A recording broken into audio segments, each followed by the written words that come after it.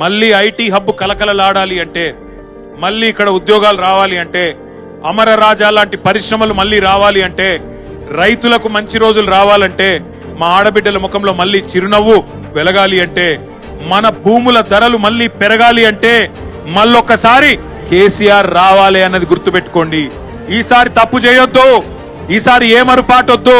ఈసారి ఎవరు నిలబడ్డా ఒకటే గుర్తుపెట్టుకోవాలా, మళ్ళా గులాబీ జెండా ఎగిరి కేసీఆర్ గారు మళ్ళీ వస్తేనే పాలమూరు రంగారెడ్డి ఎత్తిపోతల పథకంలో భాగంగా మన పొలాలకు నీళ్లు వస్తాయి. ఈ దుర్మార్గులు ఉన్నంత కాలం వీళ్ళేమి చెయ్యరు.